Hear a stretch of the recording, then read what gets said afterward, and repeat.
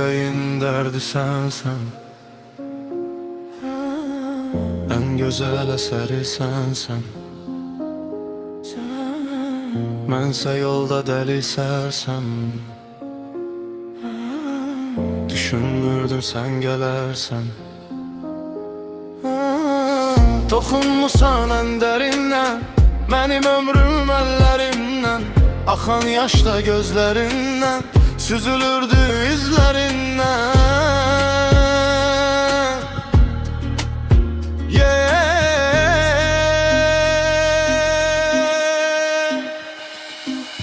Bu hisler məni aparır dərinlərə.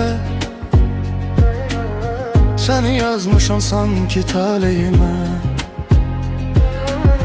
Nə qədər qaçsam da uzaqlara mən, yenə qayıdıram səninlə.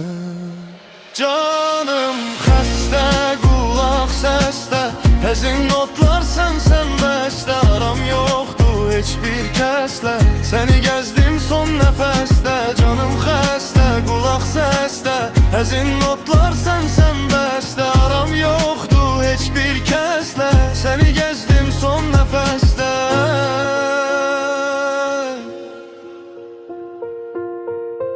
Bu ürəyin dərdi sənsən, ən gözəl əsəri sənsən. Mənsə yolda dəli sərsəm, düşünmürdüm sən gələrsən. Toxunmusan ən dərindən, ömrüm axır əllərimdən. Axan yaşda gözlərimdən, süzülürsən izlərimdən. Sən soruşma vəziyyət necə, mən bitmişəm, tükənmişəm. Ömrüm gedir sanki heçə, sonsuz yolda dirənmişəm.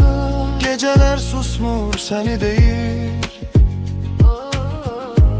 ürəyim yorulmur səni sevir.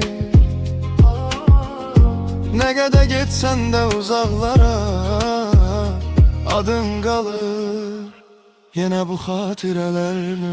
Canım xəstə, qulaq səsdə, həzin notlar sən bəstə. Aram yoxdur heç bir kəslə, səni gəzdim son nəfəsdə. Canım xəstə, qulaq səsdə, həzin notlar